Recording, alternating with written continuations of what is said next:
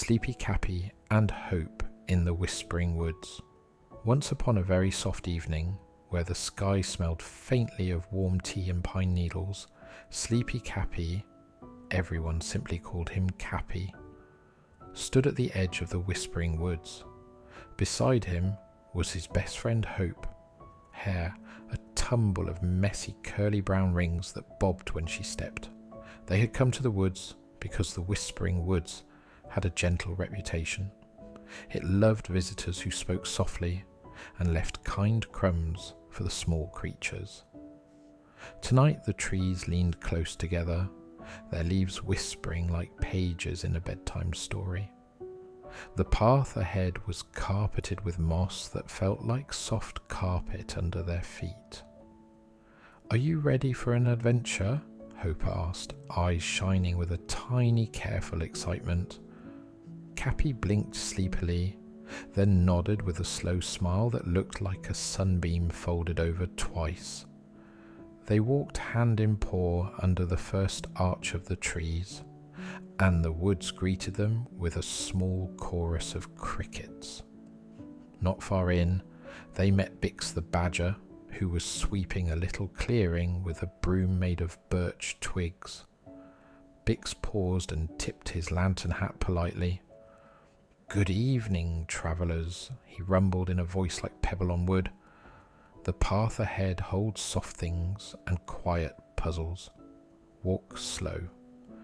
Hope tied a ribbon of moon thread into her braid and tucked a small satchel under her arm. Inside, a folded map of friendly places, a tin of moonberries for sharing, and a tiny jar of hush dust for very sleepy moments. Capy carried his favourite scarf and his round, gentle curiosity. As they moved deeper, the trees opened into a wide glade where lantern mushrooms grew in tidy circles. The mushrooms were warm to the touch and pulsed a faint, amber glow with each breath of the wind. Little forest sprites, the size of a thumb and wearing caps of leaf, peeked from behind toadstools and offered polite bows. "Welcome," one sprite chirped in a voice that sounded like a bell in a teacup. "We have a small request. The night maple's compass leaf has gone missing, and the moon wants it back so travellers can find quiet paths." Hope tilted her head. "We'll help," she said. And Capy made a sleepy promise with a little puff of a nod.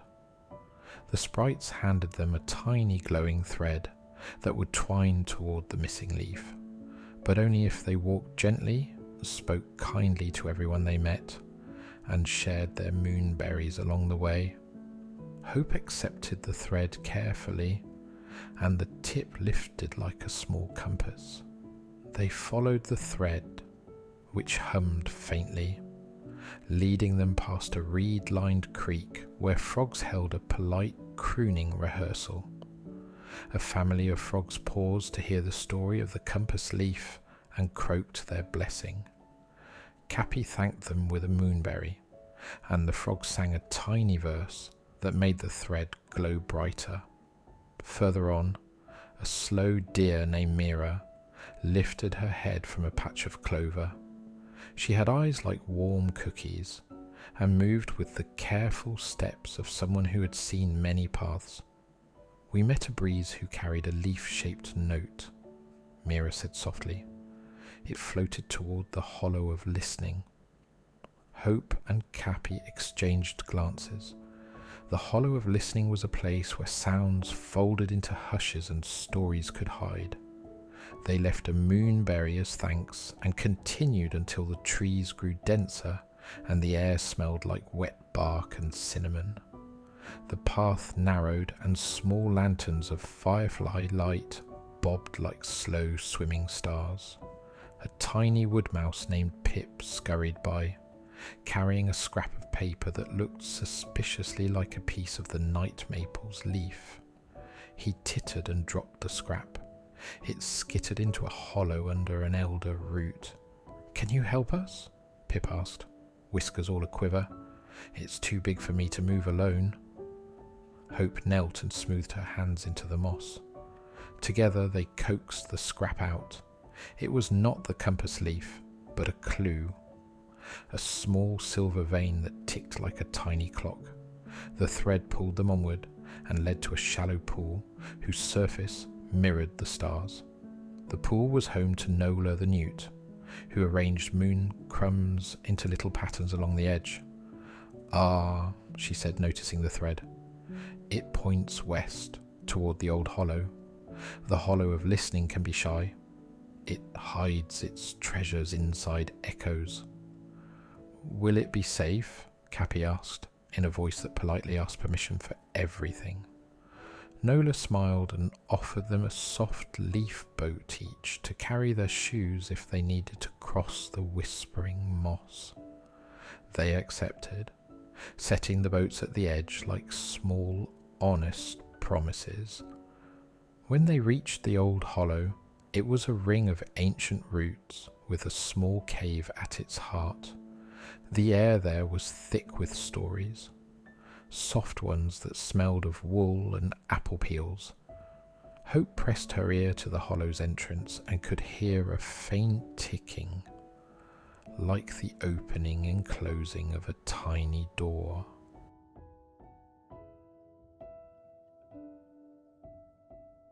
Inside the hollow, echoes dwelt like playful kittens. Every sound you made came back with a little twist. A whisper became a feather, a giggle became a tiny bell. Capy made a tiny hello, and the hollow returned a small, polite echo that sounded like hell-lo-oo, and left a sparkle in the air. They searched carefully, listening for the compass leaf's song. It would sing a note that felt like direction, not hurry, but gentle guidance. Hope hummed a hopeful tune, and the hollow answered by coughing up a small bundle of leaves tied with spider silk. Inside the bundle lay a map made of whispers. The map folded itself open when Hope touched it, and pointed toward the mossy knoll, where a kindly owl named Olwen nested. "He might have seen the leaf," the map whispered in a voice that rustled like dry leaves. With a polite bow to the hollow, they followed the whispering map. Olwen the owl lived in a great oak, with rings like stacked storybooks. He blinked slow, careful blinks and offered them a small cup of dew tea before speaking. "The night maple's leaf," he said, "is often visited by the wind knots, gusts that like to tie things into bows and hide them in the thickets. They were seen near the sunken bramble." Hope and Capy thanked Olwen with a moonberry and promised to be gentle as they visited the bramble. Olwen asked them to practice patient listening while they walked on. "Listen for small sounds," he advised. "If you can hear the breath between two leaves, you can find what is hidden." They pressed on, passing under archways of intertwined branches, and past a clearing where lantern mushrooms now bowed as if acknowledging their return. The map thread began to tug more eagerly as they neared the sunken bramble. There, the air was tangled with old ribbons, and small gusts whistled through the twigs like soft flutes. A family of field mice had built a teetering bridge of twigs across a trickle that ran through the bramble. The youngest mouse, Miri, hopped up to Hope and presented a ribbon that the wind knots had left behind. "They tie things when they're playful," Miri squeaked. "We found this near where they danced."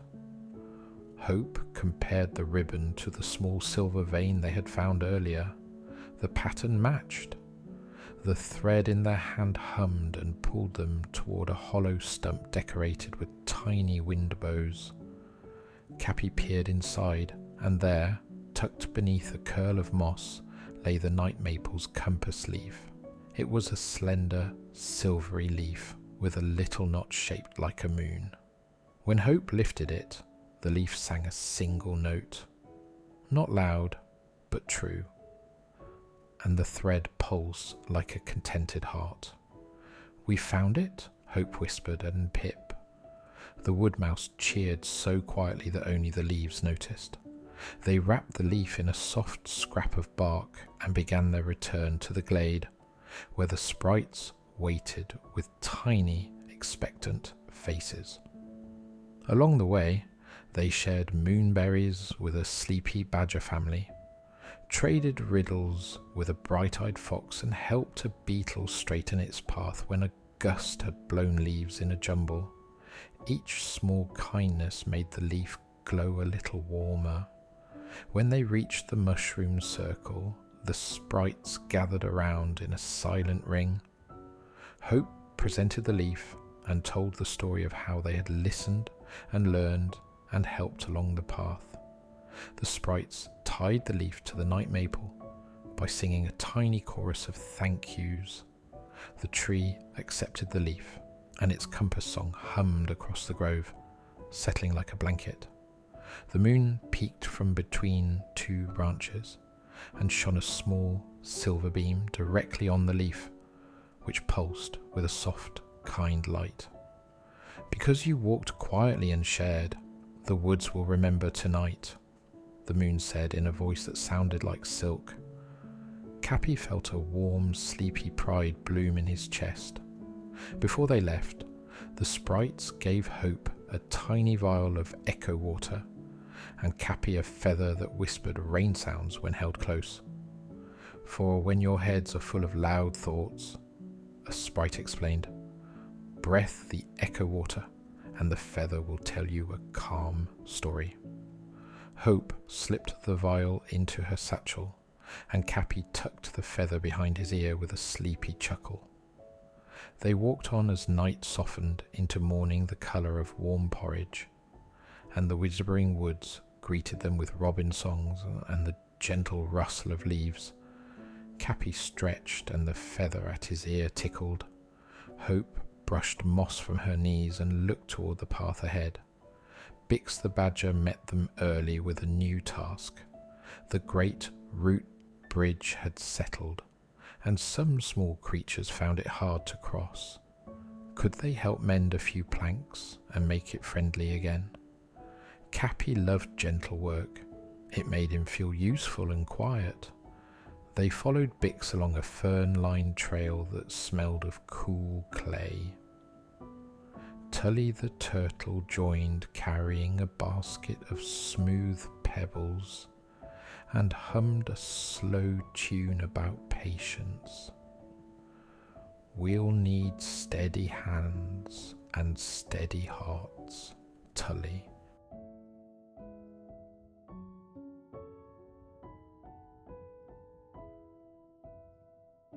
At the bridge, some mossy planks had sagged, and a few little gaps made it tricky for mice and beetles.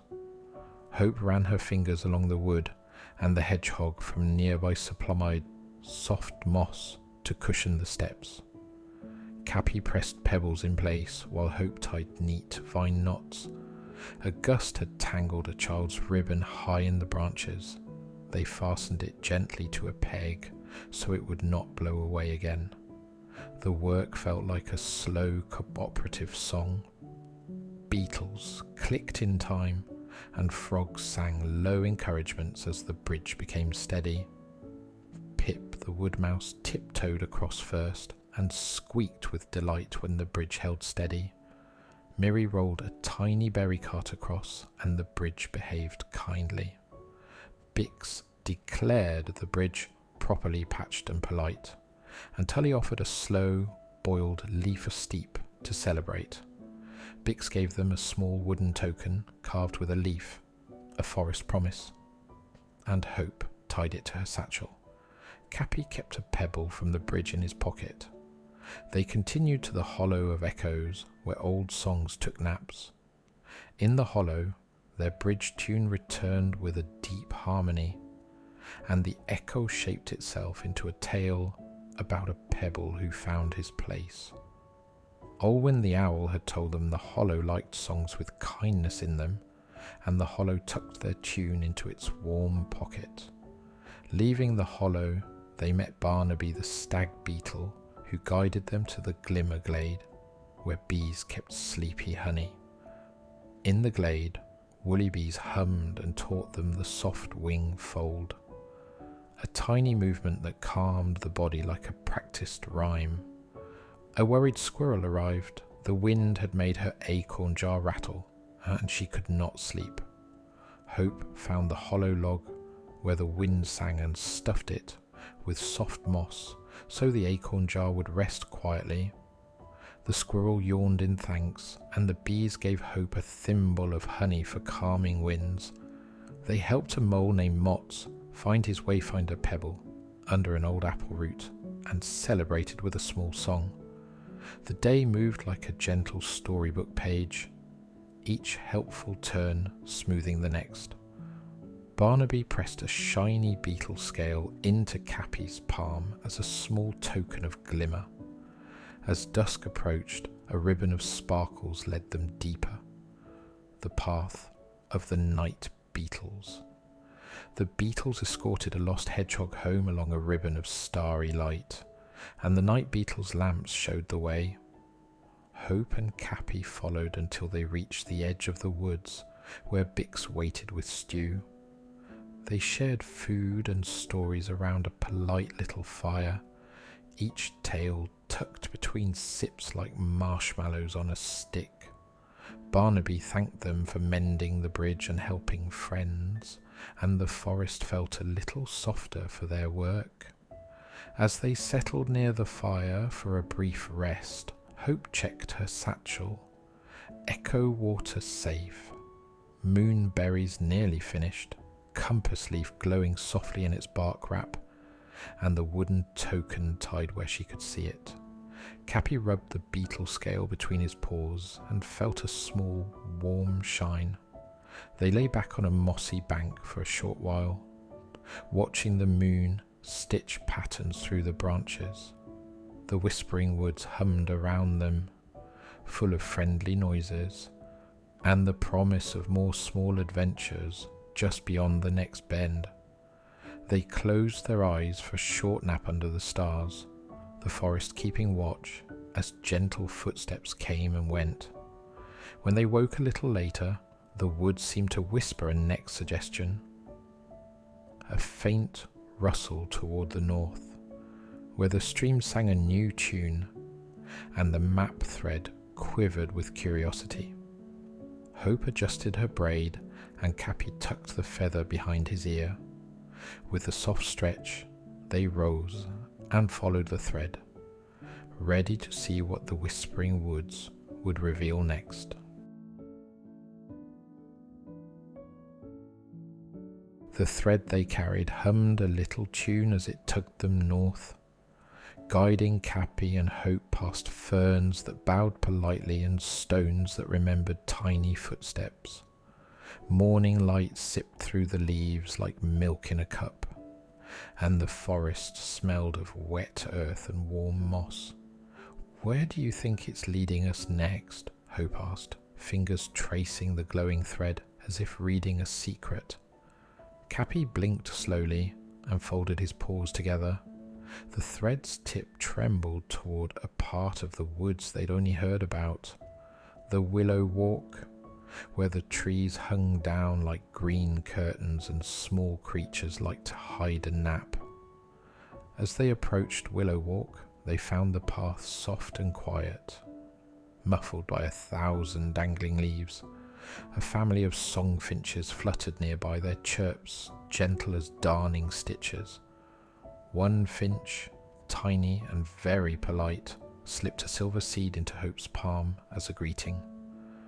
"Thank you," Hope whispered, and the finch nodded and landed on Capy's shoulder, making him very proud and a little extra sleepy. They followed the thread under the willow curtains until the air smelled faintly of honey and river stones. In the centre of the willow walk was a small pond shaped like a teardrop. On its surface floated slow, round lily pads, and over them hopped a chorus of tiny marsh hares who clapped in soft rhythms. The marsh hares were rehearsing a tiny performance for the full glow that would come that night. A gentle festival where friends share small lights. "Would you like to help us prepare?" asked the eldest marsh hare, whose whiskers curled like question marks. Hope's eyes brightened. "Yes," she said, and Capy hummed approval. Their task was simple and slow. Fetch soft reeds for the marsh hare's tiny lanterns, untangle a line of fairy ribbon, and practice a hush step to keep the audience calm. Capy liked the reed gathering. The reeds bent just so when he nudged them and whispered thanks. Hope untied knots in the fairy ribbon with patient fingers, humming them into neat loops. While they worked, a shy hedgehog named Bramble shuffled past carrying a satchel of drowsy seeds. "We seed the hush in the soil so the night will grow gentle," Bramble explained, offering them a handful. Hope scooped a few seeds and tucked them into the marsh hares' lamp bases so the light would feel soothing rather than bright. A soft sound from the reed bed turned their heads. A small, clumsy otter had wrestled a ribbon into a sloppy bow and needed help untangling it. Capy leaned down and used his slow, careful paws. The ribbon loosened with friendly patience, and the otter's grin was as broad as a sunrise. The otter offered them a tiny shell of river salt in thanks. Damn, it tasted like a little pinch of ocean memory. As the day bent toward afternoon, the thread began to glow more warmly and led them away from the willow walk toward a hill where the wind liked to practice soft songs. At the hilltop, they met a little cloud sheep who had wandered off and lost its wayfinder tuft, a small patch that helped it know which fluffs belonged to its family. The sheep's wool puffed with worry. Hope stroked the sheep's wool gently, and Capy told a short story about a pebble who learned it was useful even when small. The cloud sheep listened and calmed. Together they found the tuft tucked in a hollow under a tuft of grass where a family of ants kept it safe, while they borrowed its softness for a tiny bed. The ants explained they had meant to return it earlier and hurried it back, apologizing in polite clicks. "To thank you," the cloud sheep bleated softly, "we'll teach you the wind word." The wind word was a single soft syllable that the hill kept in its bones. When spoken with care, it made the breeze slow and friendly. Hope learned it and repeated it as they walked. The wind fell into a sleepier pace, brushing the leaves like a lullaby. Their thread pulsed again and pointed them toward a thicket where the bumblebees kept a hidden store of dream pollen. The bees were small and fuzzy with slow wings, and they were sorting pollen into tiny jars labeled with names like Warm Blanket and Remembered Smile. A bee named Bumbles offered them a pinch of soft courage to put behind their ears. Hope dabbed the soft courage behind her ear and felt a small, steady warmth that made her steps feel braver in quiet ways. Capy tucked a pinch into his scarf, and it smelled faintly of toasted seeds and safe things. With each small gift, the woods seemed to pat them approvingly. The map thread then tugged toward a stone circle at the edge of the briar meadow where an old badger clock stood, ticking in slow, polite beats. Around the stones, mushrooms bowed, and a family of firefly students practiced blinking in a chorus. Capy and Hope sat on the warm stones and listened to the clock tell a story. The time when the meadow learned to nap gently between sunrises.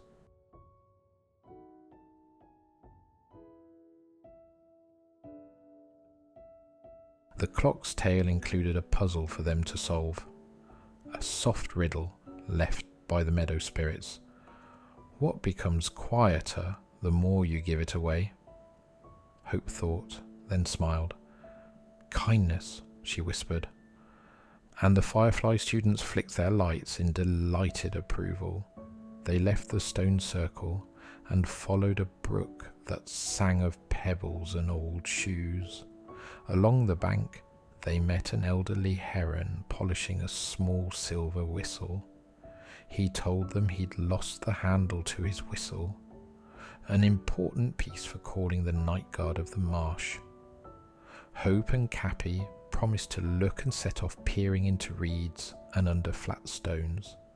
Capy's slow paw nudged a flat pebble, and underneath it lay the missing handle, small and shiny as a lentil of moonlight.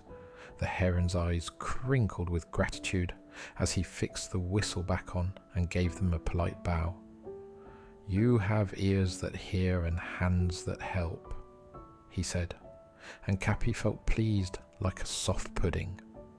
As afternoon mingled with the first edges of evening, the map thread glowed a cosy amber and tugged them toward a part of the woods where the roots formed small tunnels and the earth smelled like cookies in an oven.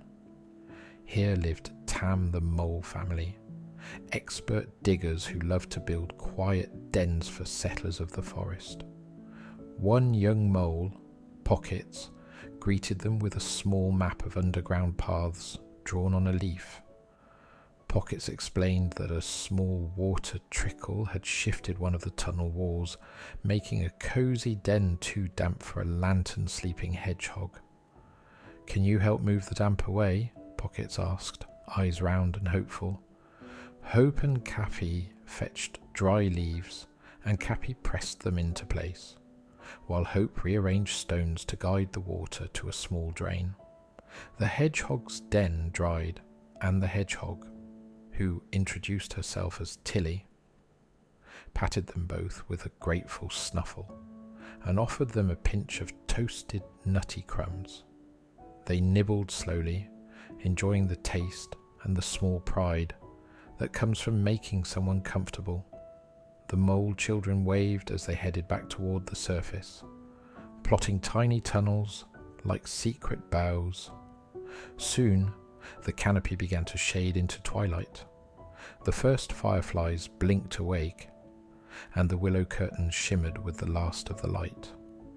The marsh hares' lanterns would need lighting soon for the full glow, and the marsh hares had asked Capy and Hope to return and help hang the final lights. The thread guided them back like a friendly hand. Back at the teardrop pond, preparations were in gentle motion. The marsh hares hopped in measured steps, each placing a reed lantern so the pond would look like a calm mirror of tiny moons. Hope and Capy helped by placing hush seeds in the lamp bases, ensuring the light would feel like a cozy blanket rather than a glaring star. As evening deepened, creatures arrived in polite clusters. Otters with polished shells, mice carrying tiny cakes, an old badger who hummed in bass, and even the cloud sheep who had come to show off a newly knitted tufty scarf. The marsh hares began their soft performance, a choreography of slow hops and gentle claps, while the lanterns lit one by one. The pond glowed, and the sound of the marsh hares clapping wove into the hush of the night.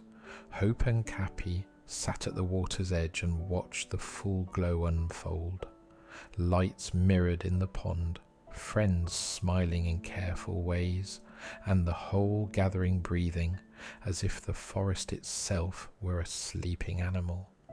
Capy felt his lids grow heavy, and Hope leaned her head on his shoulder for a brief, quiet rest.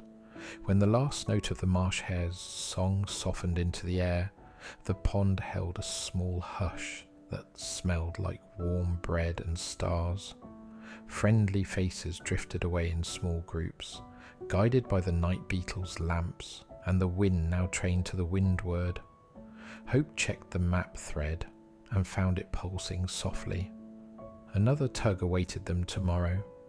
Capy and Hope gathered their few small tokens from the day: the silver seed, the soft courage pinch, the beetle scale, and the wooden leaf token. They tucked these into pockets and sat a while longer, listening to the pond's slow breathing, feeling the warm, sleepy place that comes when a day is spent helping friends. As they rose to leave, the marsh hares thanked them with a tiny bell that would ring only for friends who needed gentle reminders. Hope clipped the bell to her satchel, and Capy shook it once. It made a sound like a very small, pleased sigh. The thread hummed a final, soft note and pointed them toward a hill where, the map promised, a new mystery would wait in the morning light. They settled down on a mossy bank near the willow curtains, the night wrapping them in a hush while their thoughts unspooled like soft yarn. Together they watched the moon drift through branches, ready to sleep a little before the next gentle adventure.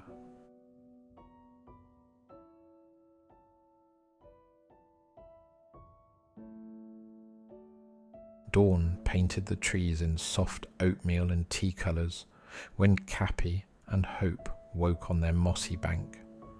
The map thread lay quiet in Hope's hand, pulsing now like a small heartbeat, ready to show the next gentle turn of the woods. They followed it up a slope, strewn with bluebells that bowed politely as they passed. Higher and higher they walked until the woods opened onto a wide, sun-dappled clearing called Finch Meadow, a place where small birds learned morning songs. The air tasted like soft berries and warm leaves. A chorus of finches practiced scales in the meadow, tiny notes piling into a bright staircase of sound. One finch, very brave, landed on Hope's finger and chirped a greeting that sounded like a tiny bell. Hope bent close and thanked it, promising a crumb from her tin for later. At the meadow's far edge lived a giggling brook that danced over its stones. Today, the brook's laughter was mixed with a small problem. A family of minnows had blown a bubble home into a clump of reeds and couldn't get it out on their own. Capy and Hope knelt at the bank and watched the minnows poke tiny heads out to say hello. Hope cupped water in her hands and blew a soft, guided breath across the bubble. With a slow nudge, the bubble rolled free and the minnows tumbled out like tiny wet beads, flipping and thanking them in small, gurgly voices. Capy felt a warm glow of helpfulness bloom inside his chest. The map thread tugged them onward toward a patch of old trees known as the story boughs. The trunks there were carved with tiny pictures from long ago afternoons: a fox with a scarf, a child who shared bread, a star that once took a nap on a cloud. An elderly squirrel named Net taught visitors to read the bark pictures slowly, like reading a favourite book. Net offered them a nibble of toasted seed and a small task. A young cloud fox had wandered to the story boughs and left a trail of glowing paw prints that made the roots tingle. The fox liked to nap in warm places, and now the roots were vibrating with curious light that made nearby seedlings jitter awake. "Would you help calm the roots?" Net asked. Capy and Hope made a small plan. First, Hope told a short, sleepy tale about a pebble who learned to be still. Stories smoothed jitters. Then Capy gathered soft leaves and made tiny pillows to cushion the roots' little shoulders. The roots, soothed by the story in the pillows, sighed and settled into a gentle hush. The little cloud fox peeped out from a hollow and blinked sleepy eyes at them. "Thank you." It yawned and curled into a small, warm knot of fur. Hope stroked its back and felt its heart beat like a small drum of contentment. Near the story boughs was a narrow path lined with pebbles that glittered with mica. The path led to a hidden glen where a gentle creature called a mossharp lived. The moss harp plucked notes from living moss, and each note made tiny nap threads fall from the leaves above. When they arrived, they found the moss harp tuning itself for a private concert. "We need a listener," said the harp in a voice like wet wood and wind. Hope and Capy sat close and let the harp's soft music sprinkle nap threads onto their shoulders. The threads smelled faintly of chamomile and sun-warmed cloth. The music told small scenes: a mouse folding a tiny sock, a heron polishing a whistle, a badger rocking slowly in a doorway. Each image was gentle and made their breathing slow like sea breath. Capy hummed along, a low note beneath the harp, and together they made a nest of sound that felt almost like a yawn. After the concert, the moss harp gifted them a single nap thread. "Keep it safe," it advised. "It untangles busy thoughts." Hope wrapped the thread around her wrist like a bracelet, and Capy tucked the end into his scarf. Their map thread tugged them next toward a grove of whispering ferns where a shy troop of glow frogs practiced their slow blinking. The glow frogs blinked in patterns that spelled small messages. Hello, rest, be kind. One frog hopped onto Capy's knee and blinked a smile, which made him grin wide enough to show his sleepy teeth. As they walked on, they found a small, round hill where the forest school met. A teacher badger taught lessons about cloud counting and how to fold a leaf into a paper boat. The students, squirrel dawns and chickadee toddlers, practiced making polite bows and mindful breaths. Hope sat with them for a while and taught a hush game that the children loved. Midday stretched and the sun measured progress with a slow, warm hand. The map thread, now glowing steady and confident, pulled them toward a small rise where the keeper of lost things had set up a stall. The keeper was a kindly badger with spectacles who kept buttons, ribbons, and single mittens in labelled jars.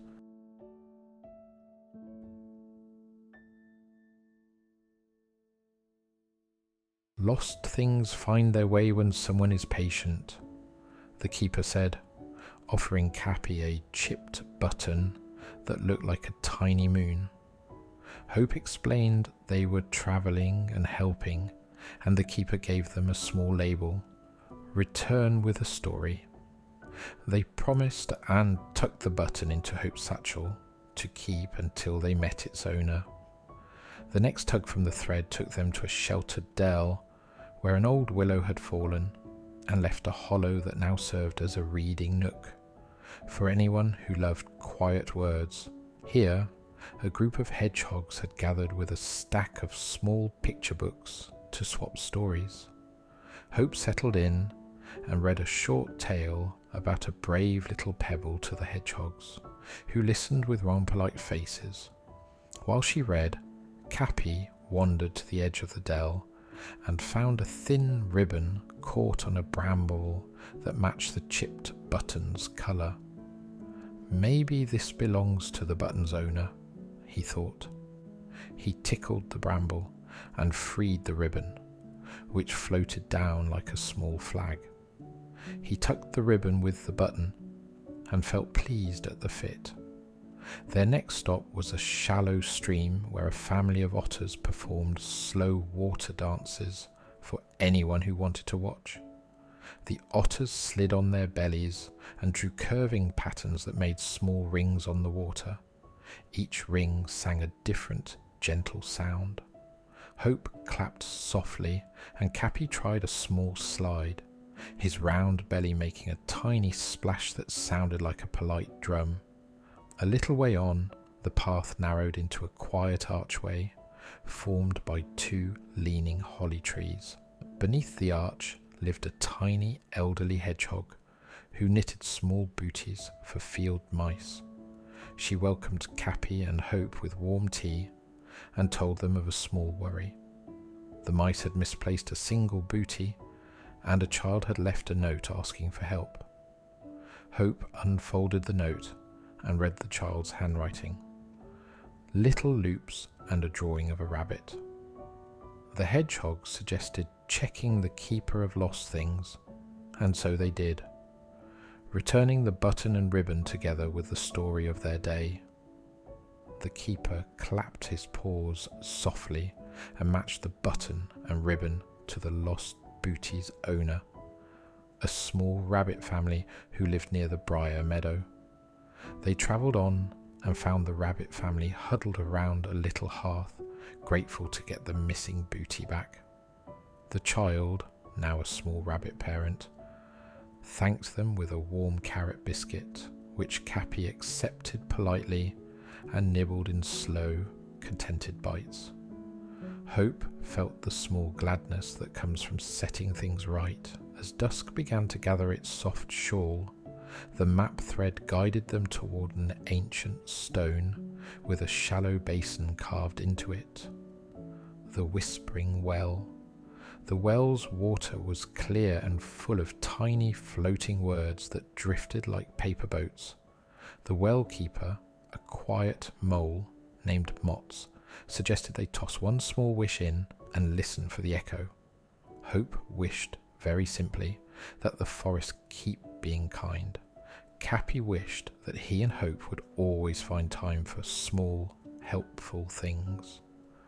They dropped their wishes and watched the paper words drift and then settle into the water, which shimmered and returned a soft, approving ripple. Night settled like a slow blanket, and creatures began to drift home. The map thread hummed once more and pointed them toward a ridge, where a circle of stones made a sheltered place to rest. They gathered their small tokens from the day, the nap thread, the moss pillows, the chipped button, and the nap bell, and tucked them safely away. They lay back and watched the stars peer through the leaves.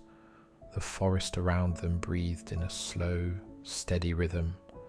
The thread promised another tug come morning, and Hope and Capy drifted into a soft, waiting sort of sleep, trusting the woods and one another.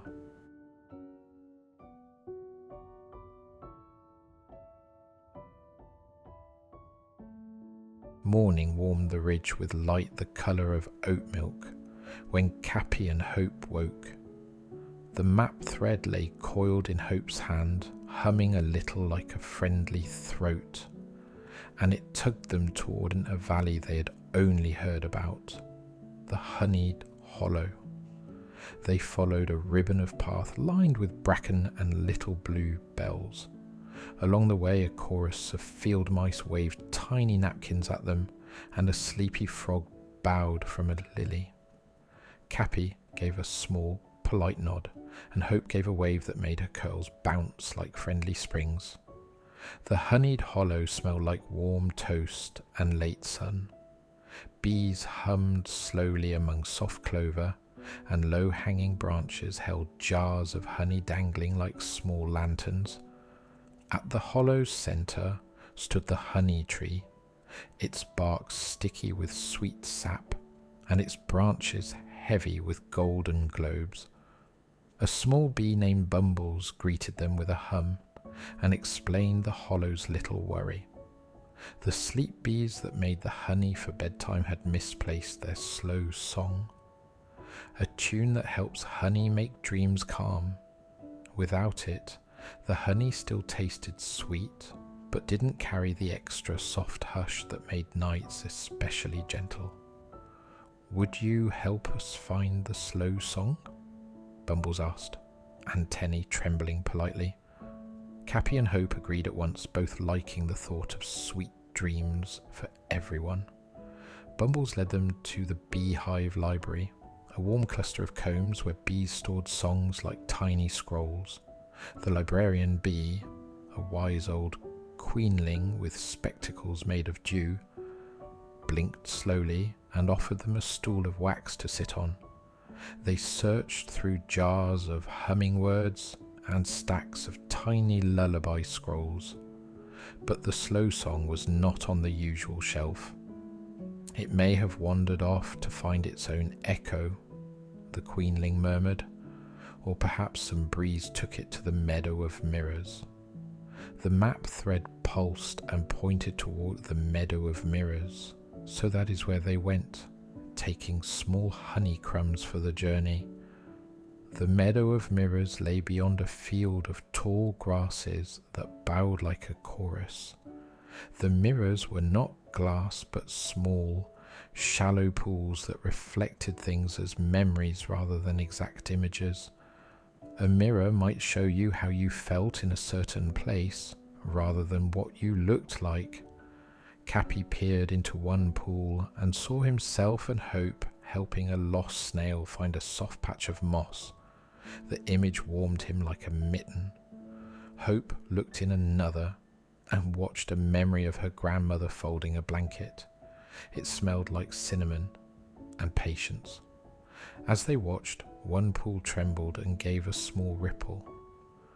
The slow song had been there recently. The thread led them to a grouping of mirrors that showed small melodies as threads of light. They followed a faint silver thread, and it wound toward the whispering stream, where the stream's pebbles sometimes hid small sounds in their crevices. A shy water mouse dove and offered a pebble that hummed in the palm like a tiny heart. When Capy held the pebble close, it sang a fragment, a single slow phrase of the missing song. Hope closed her eyes and repeated the phrase back, and the pebble answered with a softer echo. The little water mouse suggested they look where echoes like to settle. Under old bridges and inside hollow logs, they crossed a small wooden bridge where the moss underfoot felt like velvet. Under the bridge lived a family of beetles who polished old song scraps into new tunes. The beetles listened to the pebble's phrase and began to hum a backing rhythm, their tiny legs tapping like a light metronome. The piece they assembled still felt like a puzzle with a missing piece.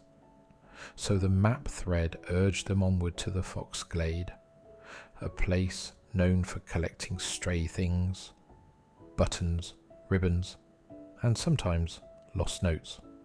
A fox named Ember greeted them with a polite bow and a cheery grin. "We've had a few breezes visiting," Ember said, "and they love to play games with sounds." Ember led them to a hollow stump lined with soft leaves. Inside, a flutter of wind breezes had tucked a single, warm note behind a curled leaf. Hope eased the leaf aside and found the missing final phrase. Slow, round, and smelling faintly of chamomile. When she sang it aloud, the meadow's tall grasses leaned in as if to listen. They hurried back to the honey tree, carrying the full, slow song like a bundled ribbon. The queenling bee arranged the phrases into the hive's comb and sang them in a voice soft as spun sugar. As the slow song seeped into the honey, the golden globes shimmered and their inside glow deepened into a honey that smelled like warm stories.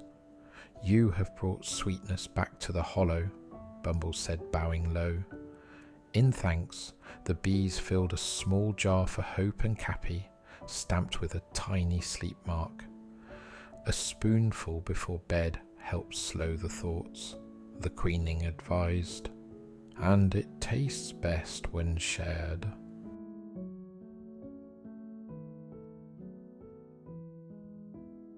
They accepted the jar gratefully and set off to deliver a small spoonful to a list of friends who'd helped that day.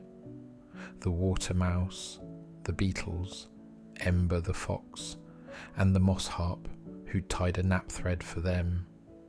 Each friend savoured the honey and sighed a long, happy sigh that sounded like a small bell melting. The map thread pulsed once more, pointing toward a distant ridge where a mysterious lamp stood, the lantern of long listening. The lamp was said to glow only for those who could wait and hear. Hope and Capy climbed the ridge, the path lined with small stones that hummed quietly with the day's memories. At the lantern, an old raccoon named Rill sat polishing a lens. He told them the lantern of long listening was dim because fewer had been practicing patient attention lately. "If you'll help me tend it, the lantern will guide many who need a slow ear," Rill said. Tending the lantern was a gentle job. Sweep away hurried thoughts with a soft brush, feed it small stories of kindness, and polish the lens with warm breath so it shines like a calm eye. Hope read a few tiny stories from her pocket, and Capy fed the lantern a crumb of slow song honey. Warmth spread through the lantern, and its light grew thick and steady, like a lamp in a cozy room. As the lantern brightened, small creatures came to sit by its glow. A sleepy hedgehog, a fox with one ear turned, and a child who had wandered in and loved to listen to old stories. Each person or creature who listened left a small, soft echo with the lantern, and the lantern kept these echoes safe. Rill thanked them and pressed into Hope's hand a tiny charm shaped like an ear. "For remembering to listen," he said. The map thread tugged again, this time toward a field where tall grasses formed a maze of whispers. The maze was a place where voices sometimes got tangled, and today a chorus of young squirrels had sat down and whispered secrets that tangled into a small knot of noise. The squirrels looked worried when Capy and Hope arrived. Hope sat cross-legged and invited the squirrels to take turns saying one kind word each, then breathing together, and then saying another kind word.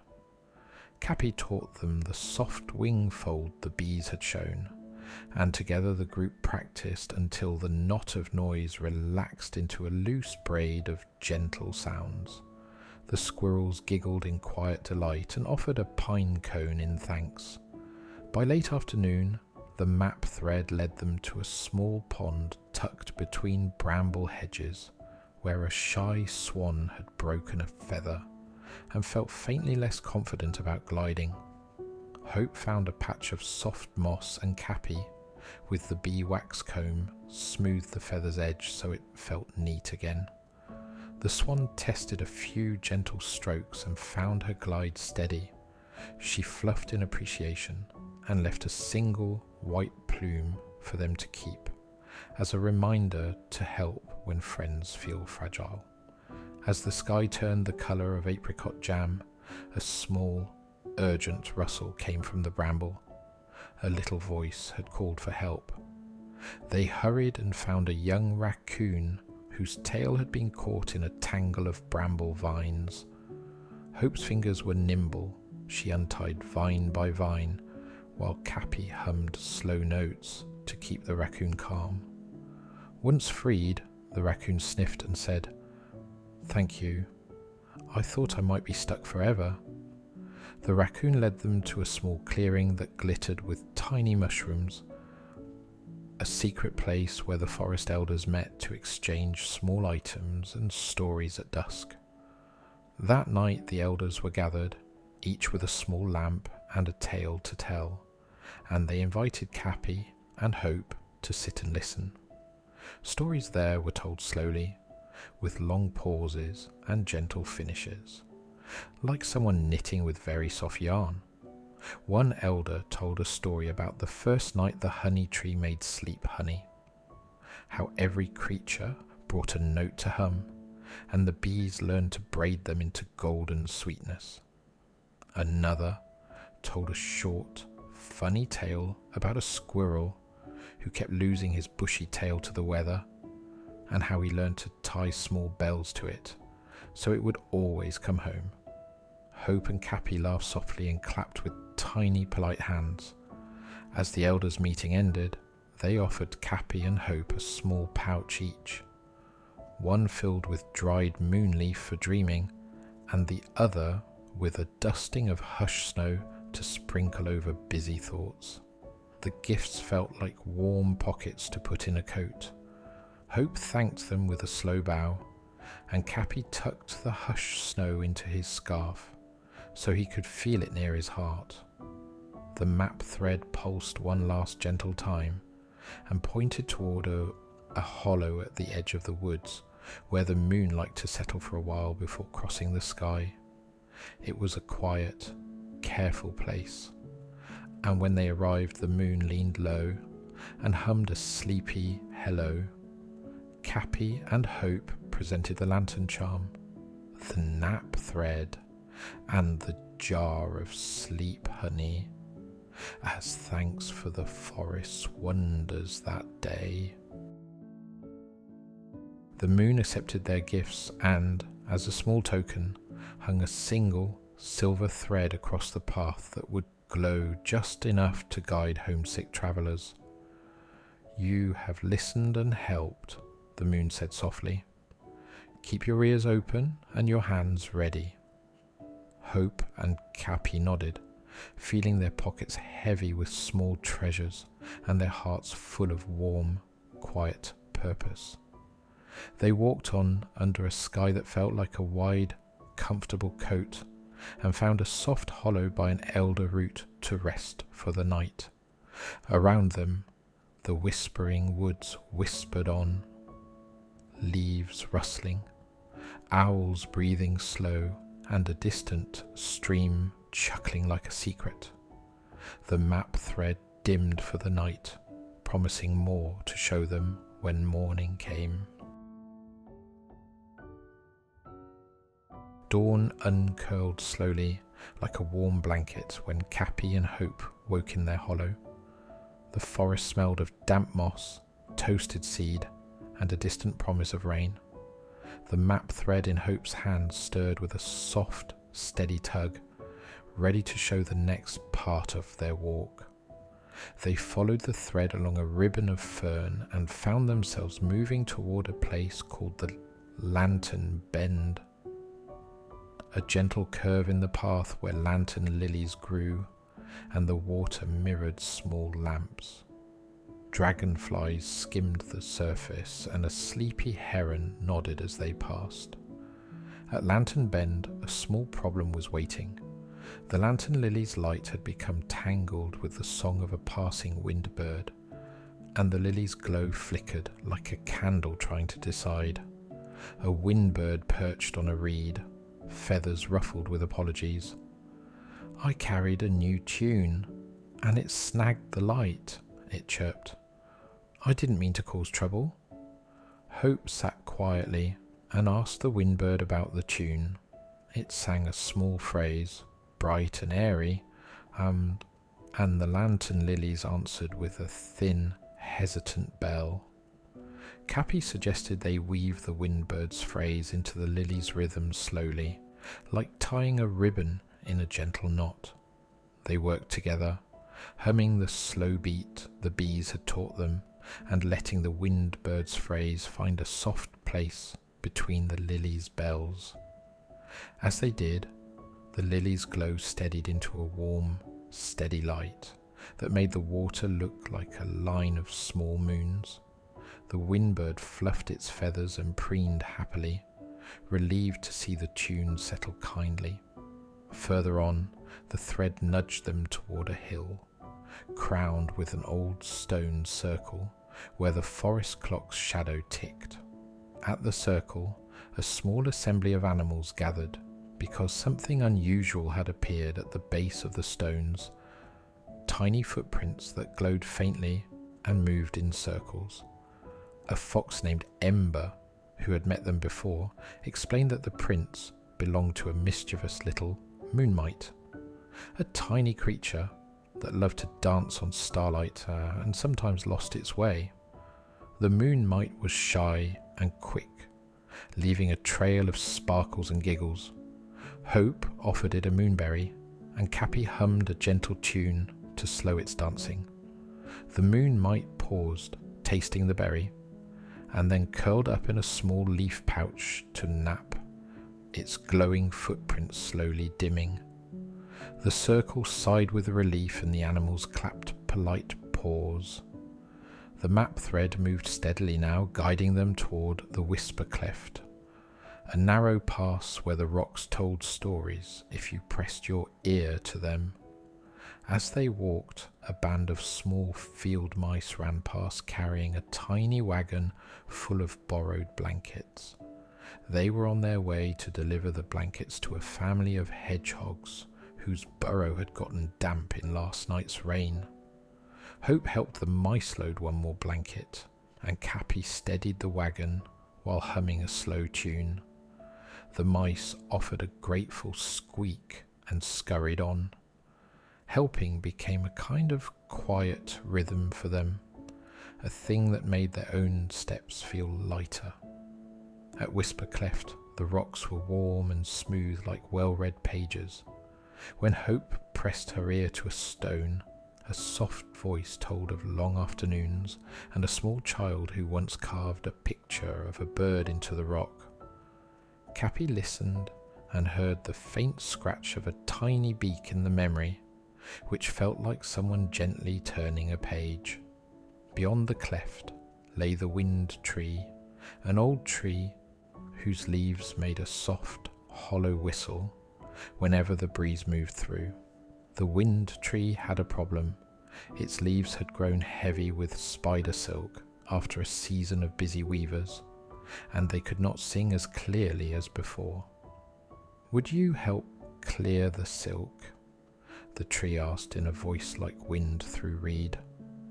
Hope climbed carefully and, using a feather she had been given earlier, tickled the silk free while Capy gathered the loosened threads.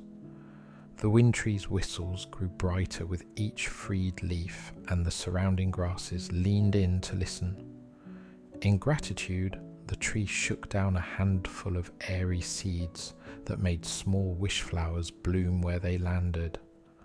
A little later, the map thread pulled them toward the elder moss glen, a bowl of velvet moss where soft things liked to nap.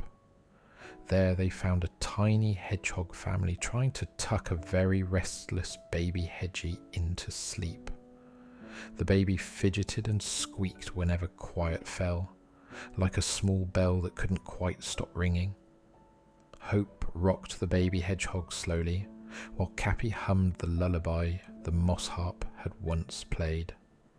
The combination of rhythmic rocking and the harp hum soothed the baby until its breathing even, and it drifted into a soft little nap.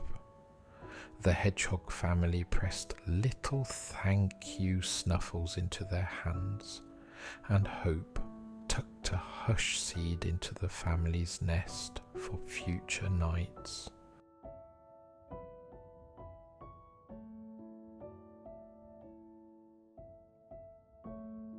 As noon mellowed into afternoon, the thread led them to a small grove where the firefly teachers met to practice nighttime maps.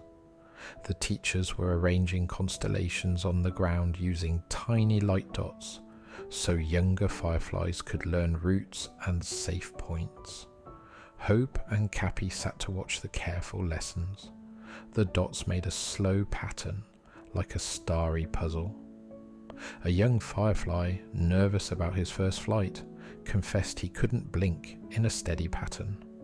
Hope and Capy offered to practice with him, counting softly together and matching breath to blink. With a few gentle tries, his blink steadied into a calm pattern, and he flew a small, proud loop that made the teachers clap tiny wings. Then the map thread nudged them deeper, toward a place known as the Bramble Book, a tangle where pages of old forest lore sometimes got stuck. There they found a torn page from an old storybook caught on a thorn. The page held a poem about a cloud that once learned to nap on a boat. Hope smoothed the page and Capy carefully tucked it into his satchel to return to the story boughs later. The sun leaned low, and the forest began to gather its evening things. owls blinked slow, and the lantern lilies began to lift their lights for the coming dusk. Capy and Hope felt the map thread pulse with a different kind of pull now, one that suggested a gentle mystery waiting at the heart of the woods. They followed the tug to a hidden dell where an old willow arched to form a curtain. Behind it, a small round door stood in the trunk of a sapling, a door they had not noticed before. The door had a tiny keyhole shaped like a star, and beside it lay a single, tiny key made of silver bark. Curious, Hope picked up the key and tried it in the little door. The lock clicked, and the door opened onto a narrow tunnel, lit by soft glow moss. Inside the tunnel, hundreds of tiny shoes hung from strings, shoes tiny enough for mouse children and small enough to dance in dreams. A note pinned to the door read, "Leave a small shoe for someone who needs a gentle step." They found a basket and placed one of their own small tokens inside, the gnat bell and a soft courage pinch, and left a tiny booty carved from bark for any small creature who needed a comforting step. The shoe shelf hummed with approval, and the little door closed on a squeak that sounded like someone tucking a blanket in.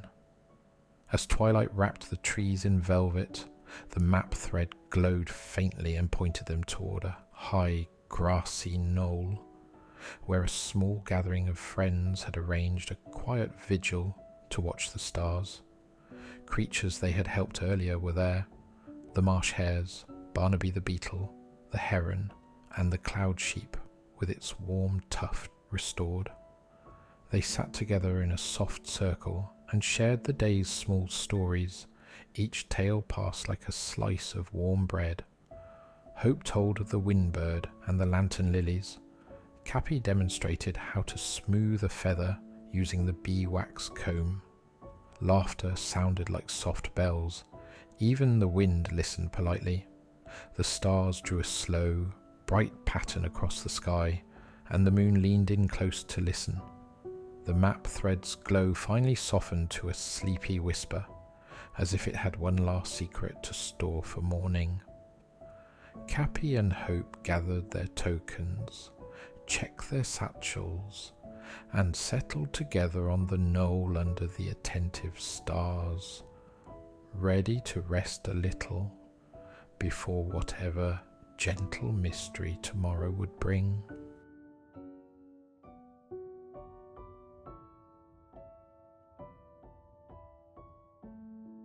Dawn warmed the knoll where Capy and Hope had slept, painting the grass like soft cereal. The map thread in Hope's hand stirred with a bright, curious tug, as if it had saved its best question for last. They rose and followed the thread down a gentle slope to a part of the woods they had not yet visited.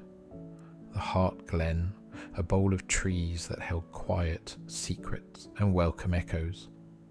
The air smelled of warm sap and sun-softened earth.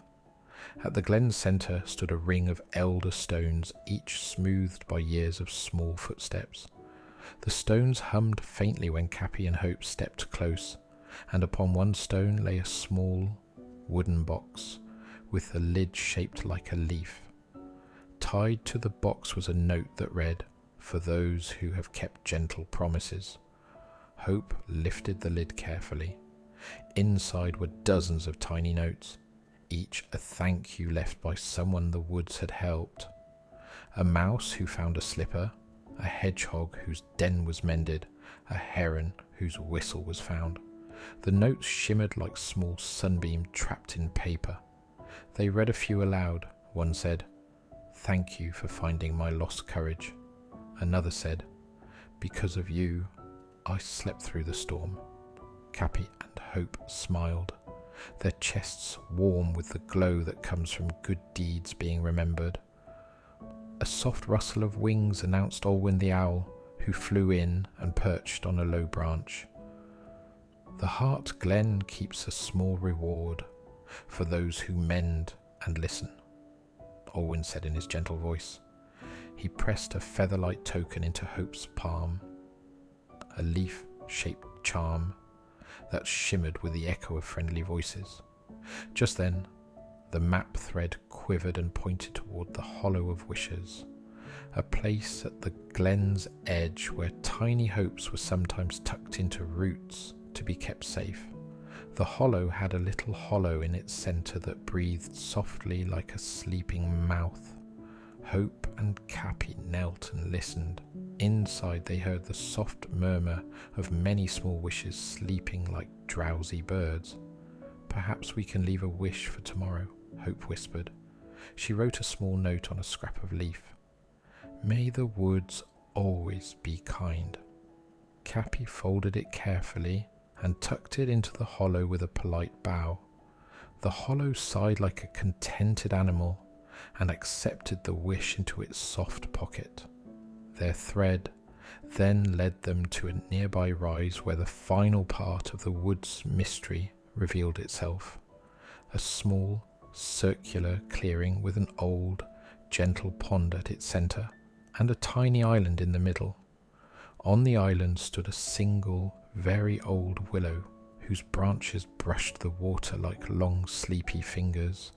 Around the island swam dozens of small lanternfish that glowed with warm, slow light. A willow spirit peeked from the tree's trunk and greeted them with a voice like rustling paper. "You have walked softly, helped freely, and listened kindly," she said. "Because of that, the willow will give you one gentle gift each." Hope and Capy looked at one another, excited yet quiet, like someone about to open a small treasure. The willow leaned low and plucked a single, silver-threaded leaf from its lower bough. For Hope, the leaf became a small braid of moon thread that, when untied, would reveal a soft map marking secret spots in the woods where anyone could rest. Hope took the thread with careful hands and tucked it into her satchel. For Capy, the willow made a tiny bowl of willow wood that could hold one worry and turn it into a warm pebble. Capy pressed his palm to the bowl and felt it hum softly. The willow told him, "When you have a heavy thought, place it here for a little while and let the woods turn its edge down."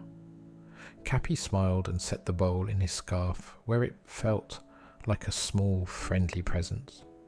They thanked the willow and, as a last surprise, the lanternfish rose and formed a slow ribbon of light that led them across the pond to the island for a brief walk. The walk was quiet and careful. Each step on the small island sounded like a soft comb through hair. In the centre they found a circle of tiny stones, each stone carved with a single word. Listen, share, slow, help, remember. Hope traced the word share and felt a warm echo of all the moonberries and honey and kindness they had given on their journey.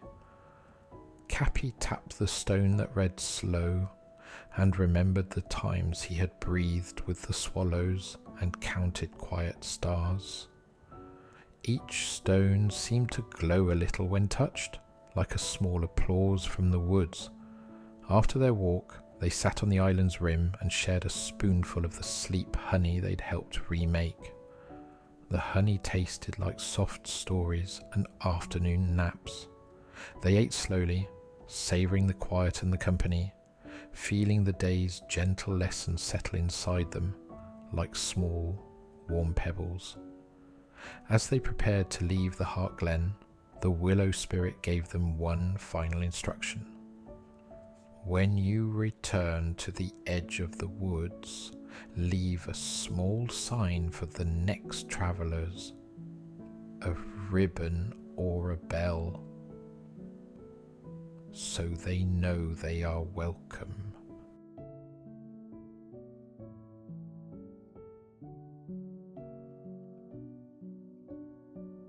They walked home slowly, the map thread quiet now, its work complete. Along the way they paused to leave tiny helpful things where others might find them. A bead of sleep honey tucked under a flat stone, a scrap of moon thread tied to a low branch, and the small bark booty added earlier to the shoe shelf. Each small gift felt like a promise kept. At the edge of the whispering woods, their friends gathered. Bix the badger, Olwyn the owl, Barnaby the beetle, Mira the deer, Tully the turtle, and many more. They formed a soft circle, and the moon leaned down to listen. Each friend offered a small word of thanks and a little story about how the woods had been kinder because of Capy and Hope's quiet work. Bix placed a wreath of woven ferns around Hope's shoulders. For listening, helping, and sharing, he said. Olwyn pressed a feather into Capy's paw and whispered, for remembering the hush. Capy blushed the colour of warm dough, and Hope's curls bounced like tiny springs. The moon gave them a small blessing. May your steps be soft, may your ears be open, and may your hearts hold small kindnesses. The forest hummed in agreement, like a well-tuned cradle. As evening gathered its shawl, Hope and Capy settled on the same mossy bank where their journey had once begun. They unpacked one final treat, a tiny cake made by the hedgehog knitter, and a last spoon of sleep honey. They shared it slowly, savouring the end of the long, gentle adventure. Hope opened her satchel and checked their small treasures, the willow leaf thread, the willow bowl, the ear charm, the nap thread, the beetle scale, and many tiny notes from the wooden box. She folded the notes and tucked them back, knowing the forest would keep them safe. Capy set the willow bowl beside him and felt its soft hum comfort him like a friend's hand. The moon rose high and spread a thin silver blanket over the whispering woods. Stars twinkled, each a small promise of morning to come. Hope leaned her head on Capy's shoulder, and Capy curled his tail around his paws, the willow bowl warm at his side. If you listened closely that night, you could hear the forest whisper a gentle chorus of thanks. The creak of an old root, the hush of a sleeping leaf, the soft breathing of friends. Let their calm settle into you now. Tuck yourself in like Capy and Hope tuck their day away. Pull your blanket around you like a little boat. Breathe slow and soft. In and out. Imagine a willow that listens, a bowl that turns worries into pebbles, and a path lit by small friendly lights. Good night, Sleepy Capy. Good night, Hope. Good night to you. End with 3 very gentle breaths.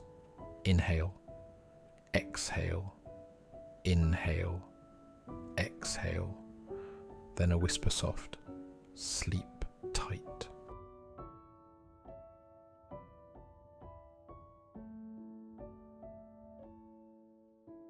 They walked home slowly, the map thread quiet now, its work complete. Along the way they paused to leave tiny helpful things where others might find them. A bead of sleep honey tucked under a flat stone, a scrap of moon thread tied to a low branch, and the small bark booty added earlier to the shoe shelf. Each small gift felt like a promise kept. At the edge of the whispering woods, their friends gathered. Bix the badger, Olwyn the owl, Barnaby the beetle, Mira the deer, Tully the turtle, and many more. They formed a soft circle, and the moon leaned down to listen. Each friend offered a small word of thanks and a little story about how the woods had been kinder because of Capy and Hope's quiet work. Bix placed a wreath of woven ferns around Hope's shoulders. For listening, helping, and sharing, he said. Olwyn pressed a feather into Capy's paw and whispered, for remembering the hush. Capy blushed the colour of warm dough, and Hope's curls bounced like tiny springs. The moon gave them a small blessing. May your steps be soft, may your ears be open, and may your hearts hold small kindnesses. The forest hummed in agreement, like a well-tuned cradle. As evening gathered its shawl, Hope and Capy settled on the same mossy bank where their journey had once begun. They unpacked one final treat, a tiny cake made by the hedgehog knitter, and a last spoon of sleep honey. They shared it slowly, savouring the end of the long, gentle adventure. Hope opened her satchel and checked their small treasures: the willow leaf thread, the willow bowl, the ear charm, the nap thread, the beetle scale, and many tiny notes from the wooden box. She folded the notes and tucked them back, knowing the forest would keep them safe. Capy set the willow bowl beside him and felt its soft hum comfort him like a friend's hand. The moon rose high and spread a thin silver blanket over the whispering woods. Stars twinkled, each a small promise of morning to come. Hope leaned her head on Capy's shoulder, and Capy curled his tail around his paws, the willow bowl warm at his side.